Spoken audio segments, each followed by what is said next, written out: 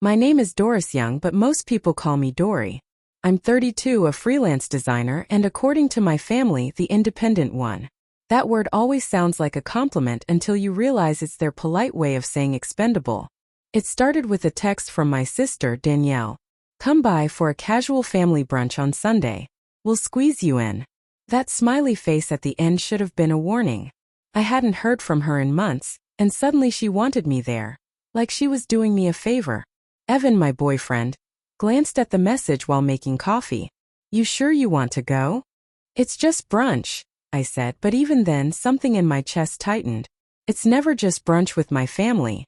It's performance, hierarchy disguised as hospitality. Sunday came bright and sunny, the kind of morning that makes you think, maybe it'll be different this time. It wasn't. I showed up 10 minutes early, thinking I'd help them get settled. But when I walked into the restaurant, my hope evaporated. There they were, already seated, plates half-eaten, mimosas half-empty, laughter echoing like I'd walked into someone else's celebration. 9 seats. 9 plates. No room for me. Danielle didn't even look up from her drink. My brother Nate gave me a quick nod before turning back to brag about his new project. Mom was the first to acknowledge me, smiling with that warm, practiced condescension she's mastered over the years. Oh, Doris, we didn't think you'd actually come, she said, waving vaguely toward the bar. That seat over there's fine for you, right? The seat over there was a lonely bar stool beside a tray of dirty glasses. For a second I just stood there, frozen, embarrassed, pretending it didn't sting. Then I smiled politely, walked over and sat down. From that little island of isolation, I had a perfect view of them. Danielle tossing her hair, laughing too loud at something Nate said. Dad gesturing with his fork as he told another endless story. They looked like a portrait of family.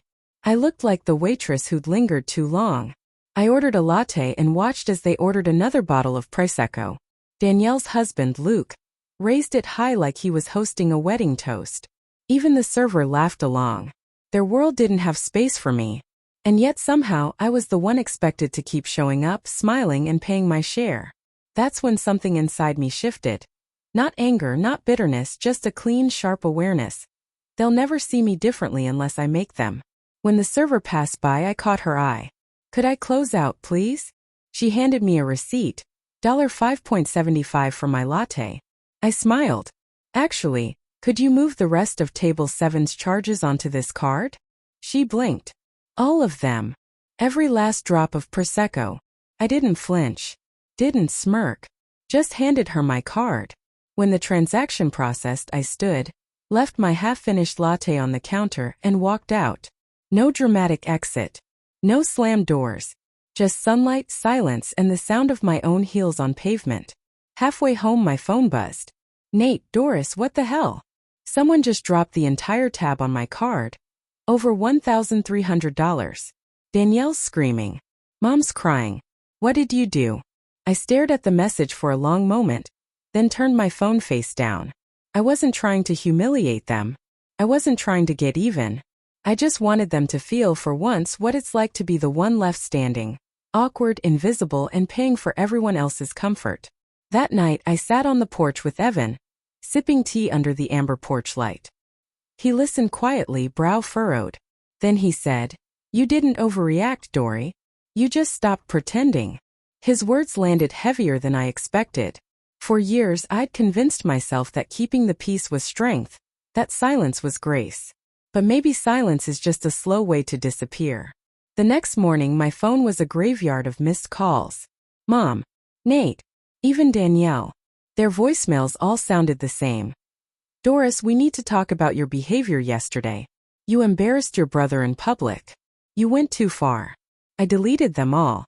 At 9:46 a.m. the doorbell rang. Evan peeked out the window and sighed. It's her. Danielle, flawless hair, designer sunglasses, iced coffee in hand, walked in without asking. The scent of her perfume sliced through the air like static. I covered that entire tab yesterday, she said, standing in the middle of my living room like she owned it. Over $1,300. You want to explain what that was about? I said nothing. She took my silence as guilt. You've really changed. You used to be chill. Now you're just bitter. Before I could reply, Evan came in from the kitchen, wiping his hands on a towel. No, Danielle, he said evenly. She's not bitter. She's just tired of paying for people who treat her like a stranger. Danielle blinked, startled. Excuse me? I'm not talking to you. Then hear me out before you leave, Evan said calmly. The house you're living in? Doris owns it. She's paid your rent, your utilities, your property taxes for almost 2 years. You've never even said thank you. Her mouth fell open but no words came out. You don't get to call her selfish, Evan continued. For setting boundaries you've never respected. Color rose in Danielle's cheeks. You told him about that? No, I said quietly. He found out because I was stressed trying to figure out how to keep covering for you. Silence filled the room. Then Danielle scoffed. You know what? Keep your charity. We'll figure it out ourselves. She stormed toward the door, coffee sloshing in her hand. Before leaving, she threw one last line over her shoulder. You think you're better than us now, huh? The door slammed. The echo lingered. Evan exhaled slowly. That's the last time she walks in here like that. I nodded. My heart beat from 2 directions, anger and relief. That night, I opened my laptop and drafted an email to the property manager. Effective immediately, my financial support for the tenants at 42 Burwood Lane is ending. Please issue a 14-day notice to vacate. No extensions. No exceptions. I hovered over send for a long minute, then clicked. The soft whoosh sounded like freedom. I thought that would be the end of it. But silence has a way of turning into something heavier than shouting. For the first time in years, I didn't wake up to a text from Danielle asking for help. By noon the quiet broke. Mom. Nate. Danielle. 3 back-to-back calls followed by voicemails. Doris, call me back. We need to talk about this house thing. You're overreacting. There are kids involved. If this is about the brunch, you're being ridiculous. I deleted each one as it came. Every word sounded like bait. Guilt wrapped in concern. Evan flipped pancakes like it was just another morning. You okay? He asked. They'll twist this into something ugly, I said. They always do. Then don't give them an audience, he said, sliding a plate toward me. I tried to eat, but every bite tasted like guilt I hadn't earned. By evening I thought maybe it was over. Until the doorbell rang again. Danielle stood on the porch, hair disheveled this time, eyes red, tote bag slung over her shoulder. Her car idled in the driveway. 2 kids sat in the back seat. Don't, Evan warned softly. I have to, I whispered. She didn't wait for an invitation. You really sent that email? She asked, voice shaking. You're seriously kicking us out? You think that's okay? You had 2 years, Danielle, I said quietly. 2. You told me you'd start paying after 6 months. We were saving, she snapped. For what? Luke's car that got repossessed after 8 months of missed payments. She flinched. You don't have to throw everything in my face. I'm not. I'm just done pretending this is temporary. You're punishing me for brunch. That made me laugh, soft and bitter. No, brunch just reminded me of what I already knew. You don't see me as family unless I'm paying for something. Her arms crossed. You think you're better because you have a good job? Because of him. Because I pay my bills, I said. That's all. Evan stepped in from the kitchen, voice steady. Danielle, you need to go. This isn't a debate. She glared. Stay out of this. This is between sisters. It stopped being just between you two, he said.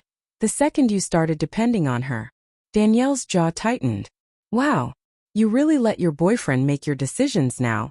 Huh. I took a breath. No. I just stopped letting you. Her eyes filled. What about the kids, Doris? Where are we supposed to go? You should have thought about that before ignoring rent for 2 years, I said softly. This isn't punishment. It's reality. She stared at me for a long moment, then whispered, Mom's right. You've changed. You're cold now. I didn't bother correcting her. She slammed the door behind her, and her car screeched down the street. Evan put a hand on my shoulder. That wasn't cold, he said. That was necessary. I nodded, though my chest burned. Necessary doesn't mean painless. I'd always struggled with forgiveness. I smiled a little sadly. No, Mom. I just stopped mistaking forgiveness for submission. I hung up before she could respond. That night, Evan and I ate dinner in quiet relief until my phone buzzed again. An unfamiliar number. "Hello, this is Diane, Luke's mother," the voice said, sweet, polite, the kind of politeness that drips with condescension. "I just wanted to say, this eviction seems a little dramatic. Couldn't you support them a bit longer, for the children's sake?" I closed my eyes. "Mrs. Wilkes, I've supported them for 24 months. That's not a little longer. That's half a mortgage." "Yes, but families should take responsibility for themselves," she insisted. I hung up. Evan chuckled from across the room. "You're getting good at this." "At what?" "Not explaining yourself." 3 days later, the group chat blew up. Cousins, uncles, distant relatives, all parroting the same lines. "You don't evict family. You're heartless. You've changed." Maybe I had. Maybe that was the point. Evan scrolled through the messages, then tapped leave group. Just like that, gone. The quiet that followed was instant. Still, that night I caught myself staring out the window, half expecting Danielle's car to pull up again. It didn't. For the first time in a long while, the house was quiet. But quiet can be deceiving. Beneath it, I felt the storm circling, gathering for one last strike. It hit sooner than I expected. By Thursday morning, my phone exploded. Notifications, mentions, tags, screenshots flooding in from mutual friends. Danielle had posted a long, emotional Facebook status, carefully sculpted with half-truths and omissions. Sometimes the people you help the most are the first to turn on you. "My sister Doris evicted us with no warning. My kids and I have nowhere to go. Money changes people, but we'll survive." She'd attached a photo. Her youngest asleep in a car seat, a blanket tucked snugly around him. The caption read, "Our new home for now." The comments were exactly what she wanted. "That's awful. Your sister should be ashamed. You deserve better." In less than an hour, truth became tragedy. In my family, image has always been more sacred than reality. Mom texted shortly after. "You saw her post, right? Maybe it's time to apologize before this spirals." Apologize? The word sat heavy in my throat. I called Evan, voice shaking. "She's playing victim again." "Of course she is," he said evenly. "It's her favorite role. But this time, don't audition for the supporting cast." That night, I turned off all notifications and curled up on the couch under a blanket. The silence was thick, almost oppressive. Then came a knock, sharp, deliberate. I froze. Evan looked up. "Expecting anyone?" "No." I opened the door. Nate stood there, hands in his pockets, expression somewhere between pity and judgment. "Hey sis." "Nate, can we talk?" I hesitated, then stepped aside. He sat at the dining table, scanning the room like it was foreign territory. "Mom's worried," he said. "She says you're not answering her calls." I had nothing new to say. "You kicked out Danielle and Doris over brunch." "Seriously?" he said, as if I'd spilled coffee. My jaw tightened. It wasn't about brunch. 2 years of unpaid rent, constant lies taking advantage of me. He scoffed. "Come on, she's your sister. She's going through a rough time." "A rough time doesn't last 2 years, unless you let it." He leaned back. "You think this makes you better than us? Fancy house, fancy job. It makes me tired, Nate. Tired of pretending everything's fine while I bankroll their lives." He rubbed his temples. "You're destroying the family over money." I met his eyes. "No, Nate. I'm saving myself. They already destroyed it over entitlement." He had no answer. Just stood, muttered, "You've changed," and walked out. 2 days later, I got a voicemail from an unfamiliar number. Smooth, professional. "Ms. Young, this is Karen Blake, representing Diane and Luke Wilkes. We'd like to discuss a legal matter regarding emotional distress and displacement caused by your eviction notice." I replayed it twice. Evan looked up. "They're threatening to sue you? On what grounds?" "Being entitled, I guess," he said, laughing. I didn't. In my family, threats weren't about money, they were about control. By Monday, things escalated. A group text from Mom. "Doris, please don't make this uglier. Luke's mother is upset. Can we meet and talk?" Then Danielle. "You're unbelievable. You think this is justice? You're ruining everything. You were always jealous of me." "Jealous of what?" I typed slowly. "A woman who refused to work, Married a man who played video games all day? Lived rent-free on my dime?